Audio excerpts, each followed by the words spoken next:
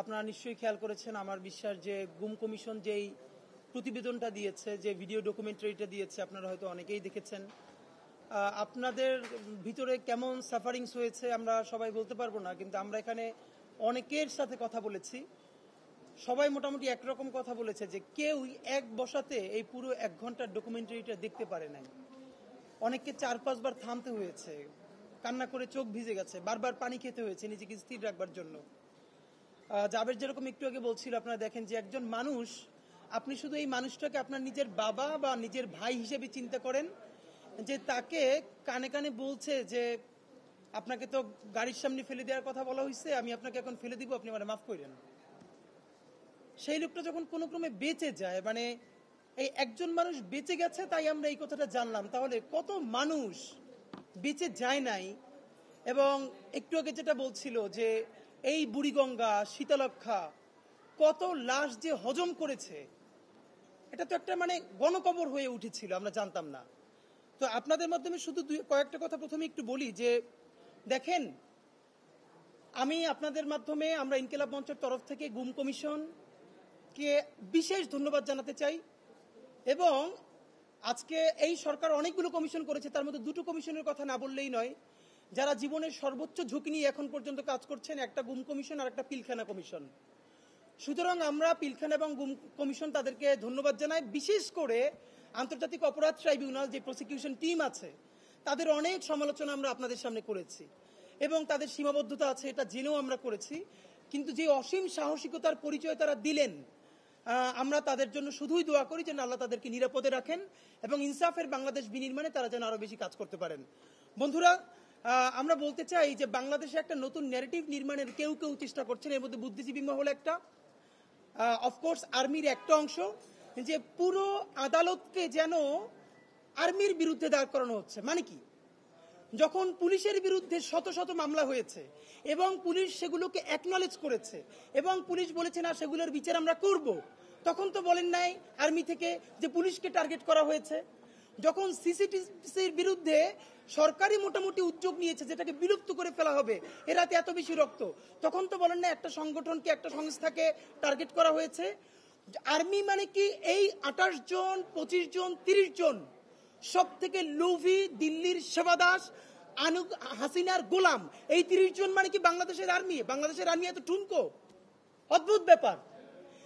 পুরো বাংলাদেশ আর্মিকে কারা এখানে এসে ধ্বংস করে দিয়েছে, তার প্রথম কাজ শুরু হয়েছে পিলখানা হত্যাকাণ্ডের মধ্যে। আপনাদেরকে মাধ্যমে আমরা একটু পরে দাবিও জানাবো, তবুও বলে রাখি, পিলখানা হত্যাকাণ্ড যারা স্বচক্ষে দেখেছেন, এমন অনেকে পিলখানায় সাক্ষী দিয়েছেন কমিশনে যে হিন্দিভাষী অফিসাররা পিলখানা হত্যাকাণ্ডের সময় নেতৃত্ব দিয়েছেন। আমার সেনাবাহিনী, আমার দেশপ্রেমিক সেনাবাহিনী, বাংলাদেশের স্বাধীনতা সার্বভৌমত্বের ভ্যানগার্ড সেনাবাহিনীকে যখন প্রকাশ্য দিবালোকে ঢাকার প্রাণকেন্দ্রে 2 দিন ধরে হত্যা করা শুধু হয় না, তার লাশটা তাপসের গাড়িতে উঠে পুড়িয়ে দেওয়া হয়, তাদের লাশগুলো তাদের স্ত্রী সন্তানরা ড্রেন থেকে টেনে টেনে বের করে, স্ত্রীকে মুহুর্মুহু ধর্ষণ করে তারপরে তার সামনে স্বামীকে হত্যা করা হয়, তখন এই সেনাবাহিনীর 25 জন, 30 জন যারা আজকে লেফটেন্যান্ট কর্নেল, মেজর জেনারেল, এই জেনারেলটা কোথায় ছিল আমরা জানতে চাই। আমার সেনাবাহিনীকে যখন হত্যা করে তার লাশ ভাসিয়ে দেওয়া হচ্ছে, তখন তারা হাসিনার সাথে গণভবনে বসে প্ল্যান করছে, চা খাচ্ছে, কফি খাচ্ছে এবং হাসিনা তাদের শক্তি নিয়ে থ্রেট করেছে বাংলাদেশের জুনিয়র অফিসারদেরকে, সেনাবাহিনীর, যদি কেউ পিলখানার দিকে মুভ করে তাহলে পরিণতি ভয়াবহ হবে। এর মানে তিনি সেই প্রথম বাংলাদেশ সেনাবাহিনীকে ভয় দেখিয়েছিলেন, যদি ক্যান্টনমেন্ট থেকে পিলখানার দিকে মুভ করা হয় তাহলে ইন্ডিয়ান আর্মি এখানে অবস্থান গ্রহণ করবে। আমরা কোন দেশে ছিলাম? এই যে আজকে তো আর্মির অনেকের নাম চলে আসবে পিলখানা কমিশনে। এখন এই নাম যাতে না আসে, আর্মির চিফ থেকে শুরু করে অনেকে যদি সেই দায়িত্ব নেন তাদের কলিগদেরকে বাঁচানোর জন্য, তিনি তার কলিগদেরকে বাঁচানোর জন্য দায়িত্ব নেওয়া তার একটা প্রায়োরিটি হইতে পারে। কিন্তু বাংলাদেশের 18 কোটি মানুষের প্রায়োরিটি হইল যারা গত 16 বছর ধরে বাংলাদেশকে শুধু জাহান্নামই বানায় নাই, এত বড় জাহান্নাম বানাইছে যে একটা 16 বছরের যুবক কিশোর গুমের ট্রমায় পাগল হয়ে গেছে, জীবনে আসে ভালো হবে না। আমি বলতে চাই, এই যে 28 জন, 30 জন জেনারেল, তাদের যে কোনো সন্তান, তাদের কোনো, এই যে দেখলাম মেজর জেনারেল কবির যিনি পালিয়ে গেছেন শুনতে পাচ্ছি এখন, তিনি তার স্ত্রী কি সুন্দর হিজাব পরা, দেখেন তার সন্তানকে নিয়ে হাসিনার পাশে ছবি তুলতেছে। অথচ এই হাসিনা কবিরের সন্তানের মতো কত সন্তানের রক্ত দিয়ে গোসল করে, রক্ত দিয়ে নাস্তা করে, এইটা সে জানতো, তাদের কলিজায় কাঁপন ধরতো না। তা আমরা জানি আমাদের সামনে এত বড় ভয়াবহ অপরাধ ঘটেছে, আমরা এর বিচার চাইবো না? এখন এর বিচার চাইতে গেলে যদি কখনো ডিজিএফআই, কখনো এনএসআই, কখনো আরো 10টা এজেন্সি আমাদেরকে ভয় দেখায়, আমাদেরকে কেউ দখল কি দেয়, দখল তো আমরা হয়েই ছিলাম ভাই। আমরা যখন মুক্তি চাই, আমরা মুক্তির সংগ্রাম করছি, সেই মুক্তির সূচনাটা হয়েছে 24-এর ঐতিহাসিক গণ অভ্যুত্থানে। যতদিন না পর্যন্ত বাংলাদেশের জনগণের রাষ্ট্র কায়েম হবে, ততদিন পর্যন্ত মুক্তির লড়াই চলবে ইনশাআল্লাহ। বন্ধুরা আমার, আপনাদের মাধ্যমে এই যে জেনারেলরা আজকে অভিযুক্ত এবং তাদের পক্ষে ওকালতি করছেন, তাদেরকে বলতে চাই, এই যে গুম কমিশন বলল যে প্রত্যেকটা আয়নাঘরের আলামত নষ্ট করা হয়েছে, হুম্মাম কাদের চৌধুরী থেকে শুরু করে ব্যারিস্টার আরমান থেকে শুরু করে তারা সবাই বলেছে আমার এখানে টাইলস ছিল, গিয়ে থেকে টাইলস নাই, ঠিকই পরে দেখা গেল সেই টাইলস যে তুলে ফেলেছে তার দাগ আছে। এইরকম প্রত্যেকটা আয়না ঘরকে ভেঙে সুন্দর সুসজ্জিত ড্রয়িং রুম বানাইছে কারা? এটা কি গণ অভ্যুত্থানকারীরা বানাইছে? এটা আমাদেরকে বলেন। নাম্বার 2, মেজর জেনারেল এই যে ডিজিএফ এর সাবেক প্রধান জিয়া, যিনি পালাইতে গিয়ে ধরা পড়ল, 5ই অগস্ট সন্ধ্যায় সে 1000-এর অধিক খুনি হাসিনার কল রেকর্ড ডিলিট করেছে। আপনি ভাবেন, এই 1000 কল রেকর্ড ডিলিট করা হয়েছে, এরপরও 2-4টা কল রেকর্ড সমস্ত আয়নাঘরকে গুড়িয়ে দেওয়া হয়েছে, এরপর সামান্য 2-1টা দাগ, সেইটা থেকেই যে ডকুমেন্টারি করা গেল তা আমরা কেউ নিতে পারতেছি না। এবার আপনি ভাবেন, যদি কোনো আয়নাঘর না ভেঙে অরক্ষিত রাখা হতো, যদি খুনি হাসিনার একটা কল রেকর্ডও ডিলিট করে না হতো, আজকে বাংলাদেশে হাতে যেই পরিমাণ প্রমাণ থাকতো, তাতে আওয়ামী লীগ উচ্চারণ কথা তো দূরের কথা, আওয়ামী লীগের যে গণহত্যাকারী সেও মনে হয় সারাদিন আল্লাহর কাছে তওবা করতো। আমরা তো আওয়ামী লীগের কাছে সেই প্রমাণগুলো উপস্থাপন করতে পারি নাই, তাহলে সেগুলো কারা করেছে? ফাঁকে 1 মিনিটে বলে রাখি, আজকে আমাদেরকে ফোন করে একজন জানিয়েছেন উত্তরায় তার বাসা, তিনি বেনজির আহমেদের বাড়িতে ভাড়া থাকেন। তিনি বলছেন যে বেনজির আহমদ এখনো তাদের লোকজনের মাধ্যমে, র্যাবের যে বেনজির হত্যাকারী, এখনো প্রতি মাসে ভাড়া তুলে নেয়। এর মানে ঢাকার মধ্যে বেনজিরের যতগুলো বাড়ি আছে, ফ্ল্যাট আছে, সেইখান থেকে এখনো প্রতি মাসে ভাড়া তুলে নেওয়া হচ্ছে, তাদেরকে টাকা পাঠানো হচ্ছে। আমরা সরকারের কাছে জানতে চাই এইগুলোর সাথে কারা জড়িত, এইটা কে বের করবে? আমরা বের করব? এখন তো আপনি যেইটা দিয়ে মানে ভূত সরাবেন, শস্যের মধ্যেই তো ভূত। স্পষ্ট জানতে চাই, মেজর জেনারেল কবির যে খুনিটা, আপনি ভাবেন কি ভয়াবহ অবস্থা। হাসিনা পালাই গেছে, তার সাথে সে হেলিকপ্টারে পালাইছে, তারপরে আবার কে তাকে বাংলাদেশে ঢুকালো? বাংলাদেশের সমস্ত তথ্য দিল্লিতে গিয়ে পাচার করে এসে দিল্লির সমস্ত অর্ডার গুলো নিয়ে এসে ক্যান্টনমেন্টে হাজির। বাহ, আমরা অদ্ভুতভাবে খেয়াল করলাম এইরকম গুম কমিশনের ভয়াবহ মানে বলবার মতো না এইরকম একটা ডকুমেন্টারি আসার পরেও বাংলাদেশের প্রধান রাজনৈতিক দলগুলো, বিএনপি, জামাত ইসলামী, তাদের অফিসিয়াল ফেসবুক পেজে এই এজেন্সির বিরুদ্ধে, এই গণহত্যাকারীর একটা অংশ আর্মির, তাদের বিরুদ্ধে তার আমরা কোনো প্রতিবাদ দেখি নাই। এবং মিডিয়ার যে ভয়, মিডিয়া, আমি আপনাকে বলি, গত 50 বছরে বাংলাদেশের আদালত যদি কোনো ঐতিহাসিক কাজ করে থাকে, সব থেকে সাহস নিয়া সেই 5টা কাজের একটা কাজ হবে এই জেনারেলদের বিরুদ্ধে ওয়ারেন্ট জারি করা। আদালতে হাসিনার আমলে আমরা দেখেছি বেগম জিয়ার নামে মিথ্যা মামলা, তিনি 1 কোটি টাকা নিজে খান নাই, শুধু একটা ফান্ড থেকে আরেকটা ফান্ডে ট্রান্সফার করেছেন। সেইটা নিয়ে মিডিয়া দিনের পরে দিন আদালতে এবং সব জায়গায় লাইভ করেছে। অথচ যেই জেনারেলরা শুধু হত্যা ঘটায় নাই, বাংলাদেশকে দিল্লির চিরতরে দাস করে দিয়েছে, তাদের বিরুদ্ধে আদালত যখন ওয়ারেন্ট জারি করে, সেটার উপরে কোনো ফলো আপ রিপোর্ট নাই, কোনো লাইভ নাই, কোনো টকশো নাই। এবং সব থেকে ভয়াবহ ব্যাপার হলো, আমি আজ পর্যন্ত বাংলাদেশের কোনো মূলধারা মিডিয়ার ভাইয়েরা যারা আছেন, আমি কোনো মূলধারা মিডিয়াকে দেখি নাই এই যে গুমের ভিকটিম, এদের 5জন 7জনকে নিয়ে একটা সিরিজ প্রোগ্রাম তো দূরের কথা, 3টা 4টা টকশো পর্যন্ত আপনারা করেন নাই। ডিজাইন, এলিগেন্স, বিউটি, সেরা পণ্য সবার জন্য জেভিকো। আপনারা কি টকশো করতেছেন? প্রতিদিন প্রচুর মব হচ্ছে। আরে মব তো করছে আর্মির এই গ্রুপ, যারা আয়না ঘর ভাঙে ফেলছে। কারা মব করছে? এই মব উস্কাইয়ে দিয়া মিডিয়াকে ডিজিএফআই বলে দিচ্ছে সারাদিন মব দেখাও। এই ফাঁকে ফাঁকে আমরা কি করব? আমরা প্রত্যেকটা আয়নাঘর ভেঙে ফেলবো। এই ফাঁকে আমরা কি করব? ক্যান্টনমেন্ট থেকে 626 জন যে গণহত্যাকারী তাদেরকে আমরা পাচার করে দিব। এই ফাঁকে আমরা কি করব? আপনি ভাবেন এদেশের নিরাপত্তা কোথায় আছে? এই রাষ্ট্র টিকেই রাখছে আল্লাহ আর এইখানে 18 কোটি জনগণ। এই জনগণ ক্যান্টনমেন্টের জনগণ নয়, এলিট জনগণ নয়। এই জনগণ ভ্যানওয়ালা, সবজিওয়ালা, শিক্ষার্থী, শিক্ষক, বাংলাদেশের আপামর জনগণ। নইলে এই দেশ থাকে? ভাবেন, ডিজিএফআই হলো বাংলাদেশের তথ্যের এবং গোয়েন্দার প্রাণকেন্দ্র, নিরাপত্তার প্রাণকেন্দ্র। সেই ডিজিএফআই এর সাবেক প্রধান এখন মোদির আশ্রয়ে আছে। মোদির আশ্রয়ে দিল্লিতে ফ্ল্যাটে আছে। এই যে মেজর জেনারেল আকবর, একটা দেশের গোয়েন্দা বাহিনীর প্রধান শত্রু দেশের প্রধানমন্ত্রীর কাছে থেকে খায় ঘুমায়। তারা ওখানে কি প্রেম করে? দুই পুরুষ হতে প্রেমও করা যায় না। ওরা সমকামী কিনা আমরা জানি না। তাহলে করে কি? এই বাংলাদেশের তথ্য কোথায় এখন নাই। এরপরে হাসিনা সেখানে আছে, মানে করে কি? সব থেকে ভয়াবহ হলো কবির, সে হাসিনার নিরাপত্তার সাথে ছিল, সে গিয়া সমস্ত তথ্য দিয়ে এরপরে আবার বাংলাদেশে আসছে। এখন আমরা শুনতে পাই সে নাকি 2-1 দিন আগে পালাই গেছে। আপনাদের মাধ্যমে জানতে চাই, অসমর্থিত জায়গা থেকে আমরা শুনেছি এই ওয়ারেন্ট জারির একদিন আগে আর্মিকে জানানো হয়েছে আগামীকালকে যেহেতু ওয়ারেন্ট জারি হবে আপনারা তাদেরকে পাস করে দেন, এবং ইতিমধ্যে তাদেরকে সেফ এক্সিট দেওয়ার পরিকল্পনা চলছে। সম্ভবত কয়েকজনকে সেফ এক্সিট দিয়ে ফেলা হয়েছে। আপনাদেরকে স্পষ্ট জানাতে চাই, এই রাষ্ট্রটা কি ভবিষ্যতে একটা পাকিস্তান রাষ্ট্র হবে নাকি স্বাধীন সার্বভৌম বাংলাদেশ রাষ্ট্র হবে? এইবার এইটাই চূড়ান্ত সিদ্ধান্ত গ্রহণ করতে হবে। পাকিস্তান আর্মি জনগণকে গ্রহ করতে দেয় নাই। পাকিস্তান আর্মি জনগণের উপরে আধিপত্যবাদ কায়েম করবার কারণে রাষ্ট্রটা ফাংশন করতে পারে নাই। আমরা এখানে আর্মিকে আমাদের দেশপ্রেমিক এবং স্বাধীনতা সার্বভৌমত্বের সব থেকে বড় ভ্যানগার্ড মনে করি।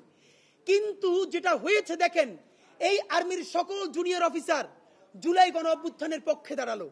যখন আর্মির এই সিনিয়র গণহত্যাকারীগুলো তারা সবাই বসে দেখলো যে জুনিয়র অফিসারদেরকে কথা বলে মানানো যাচ্ছে না, সুতরাং এখন আমরা তাদের পক্ষে গিয়ে তাদেরকে নিরস্ত্র করি।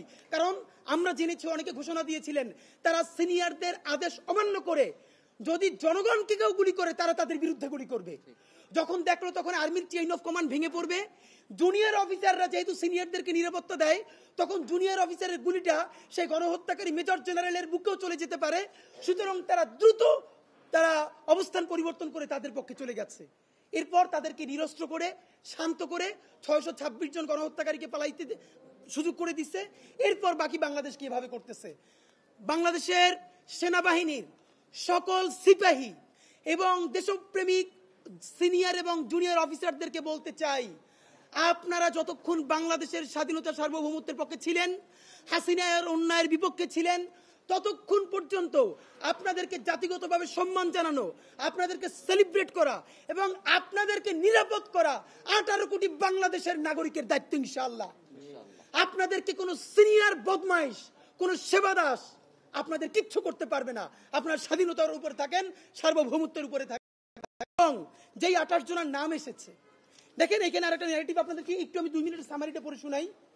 অভিযুক্ত বাহিনী, গুম কমিশন যেই বাহিনীগুলোর নাম বলেছে, খেয়াল করে দেখবেন ডিজিএফআই এবং জিআইসি মানে টিএফআই যেটা র্যাবের, এই দুইটা ছাড়া র্যাবেরই নাম আছে। যেমন দেখবেন যে র্যাব 1, 2, 3, 4 থেকে শুরু করে একদম র্যাব 11 পর্যন্ত, হাতে গোনা 2-1টা বাদ আছে। এখন এইখানে একটা ব্যাপার মনে হচ্ছে কি, যেখানে তো সবাই র্যাবের, আপনারা নিশ্চয়ই জানেন পলিটিক্সটা হলো র্যাবের গুম সংক্রান্ত যে অপারেশন, যাদের হাত ধরে এরা সবাই আর্মি থেকে পদায়িত ছিল। এজন্য এখানে আর্মি লেখার দরকার নাই। খুবই কৌশলের সাথে যাতে সরাসরি অ্যালিগেশনটা আর্মির বিরুদ্ধে না যায়, কারণ আর্মির বিরুদ্ধে যদি যায় তাহলে পিস কমিশনে তাকে নেওয়া বন্ধ হয়ে যাবে, ব্যবসা বাণিজ্য ক্ষতিগ্রস্ত হবে। এই জন্য সরাসরি আর্মিকে না রেখে তাদেরকে র্যাবে পদায়ন করেছে। র্যাবে পদায়ন করে তারপরে প্রত্যেকটা গণহত্যা এবং গুম তাদেরকে দিয়ে করেছে। আপনাদেরকে দেখাই, এই যে ডিজিএফআই যে জয়েন্ট ইন্টারোগেশন সেল যেটা করেছে, যেটাকে আমরা বাংলায় আয়নাঘর বলি, আপনাদের মিডিয়ার বন্ধুদেরকেও দাওয়াত দিয়ে রাখি। এই যে গণভবনে যে জুলাই জাদুঘর হচ্ছে, এইখানে আয়নাঘরের কিছু রেপ্লিকা বানানো হয়েছে। কিছুদিন পর হয়তো উন্মুক্ত করা হবে। যেই আয়নাঘরগুলো পাওয়া গেছে মোটামুটি ঠিক ওইভাবে কপি করে বানানো হয়েছে। ভাইরা, আপনার সামনে শত শত লোক দাঁড়াই থাকবে, এরপরে দরজা বন্ধ করে 5টা মিনিট ওখানে থাকতে পারবে না, জাহান্নাম মনে হবে। আমরা ঢুকছিলাম ভিতরে। আপনি জাস্ট ভাবেন এখন পর্যন্ত যে জিনিসটাকে গুম কমিশন রিপোর্টে বলেছে ভারতের সাথে সম্পৃক্ততা কি, 1 নাম্বার বর্ডার পার করে ভারতীয় বাহিনীর কাছে হস্তান্তর, যেমন বিএনপির যে সালাউদ্দিন সাহেব, সাইদি সাহেবের মামলার সাক্ষী সুখরঞ্জন বালি, তাদেরকে তো ভারতের কোর্টে পাওয়া গেল। আজ পর্যন্ত আন্তর্জাতিক অপরাধ আদালতে মামলা করে নেয় বাংলাদেশ সরকার যে বাংলাদেশের একজন ভিকটিম, একজন জনগণ কিভাবে ইন্ডিয়ার কারাগারের মধ্যে থাকতে পারে। নাম্বার 3, 3 জনকে যে ভারত থেকে উদ্ধার করা হয়েছে, দেখেন প্রক্রিয়াটা কিভাবে হয়েছে। বাহিনী, আইন শৃঙ্খলা বাহিনী তাদেরকে ধরে নিয়ে সীমান্ত পর্যন্ত গেছে, আর সীমান্ত থেকে ভারতের বাহিনী তাদেরকে আবার পিক করে নিয়েছে। ভয়াবহ অভিযোগ হলো সালাউদ্দিন কাদের চৌধুরীর ছেলে হুম্মাম কাদের চৌধুরী বলছেন তাকে যখন গুম করা হয়েছে তখন হিন্দিভাষী অফিসাররা কথা বলেছেন। আরো অনেক গুমের অভিযুক্ত, মানে গুমের যারা ভিকটিম তারা বলেছেন যে আমরা তখন বিদেশি ভাষায় কথা শুনতে পেয়েছি। একটা দেশের স্বাধীনতা, সার্বভৌমত্ব বেঁচে আছে, এইটা আপনি কিভাবে বিশ্বাস করবেন যে প্রতিবেশী দেশ থেকে হিন্দিভাষী অফিসার এসে পিলখানায় হত্যা করে, এইখানে গুম করে? এমন ঘটনা ঘটেছে, আপনাদেরকে বলি, তথ্য বলতে পারবো না, এটা ভবিষ্যতের বাংলাদেশ বলবে। ইন্ডিয়ান এজেন্সি একজনকে গুম করবে, বাংলাদেশ সেনাবাহিনীর একটা অংশ তাকে গুম করতে দিবে না, রাস্তায় মুখোমুখি হয়ে গেছে তারা। ইন্ডিয়ান এজেন্সি এক পাশে এবং তাদের পাশে সেবা দাস যে গ্রুপ বাংলাদেশের, আর একটা হলো দেশপ্রেমিক ফোর্স, তারা প্রতিবাদ করছে না আমরা গুম করতে দিব না। রাস্তার উপরে প্রায় 1 ঘন্টা এরকম স্টাক হয়ে আছে, কিন্তু দেশপ্রেমিক ফোর্স পারে নাই। মাঝে মধ্যে তারা পেরেছে তাদেরকে উদ্ধার করতে। আপনাদেরকে আমরা কয়েকটা তথ্য বলতে চাই। বাংলাদেশ সরকার ভারতের কাছে সহযোগিতা চেয়েছিল যে কারা কারা গুম করেছে অথবা ভারতের মধ্যে কারা আশ্রিত ছিল ভারত যেন জানায়, ভারত এখন পর্যন্ত উত্তর দেয় নাই। সব থেকে খারাপ একটা যে জঘন্য কাজ, বাংলাদেশের আদালত কি কোনো কালে আদালত ছিল? দেখেন এখানে গুম কমিশন বলছে 164 ধারায় এখন যাদেরকে গুম করা হয়েছে তাদেরকে যখন জবানবন্দি দেওয়া হতো, যিনি এই অপরাধ করেন নাই, যিনি জঙ্গিপনায় জড়িত নাই, আমরা বলিনি তো বাংলাদেশে জঙ্গিপনা ছিল না, কম বেশি সবসময় ছিল। হাসিনা এবং ভারত এই জঙ্গিদেরকে পালছে বাংলাদেশের স্বাধীনতা ধ্বংস করার জন্য, এবং এই জঙ্গি নামটা দিয়া যারা নিরপরাধ মানুষ তাদেরকে সে ফাঁসাইতো। তো এইরকম যখন প্রচন্ড মারামারি করে, প্রচন্ড নির্যাতন করে আদালতে যখন জবানবন্দির জন্য দাঁড় করাইতেছে, ভিকটিম যখন প্রচন্ড সাহস নিয়ে আদালতের কাছে বলতেছে যে আমাকে এত অত্যাচার করা হয়েছে, আসলে আমি এগুলোর সাথে জড়িত না।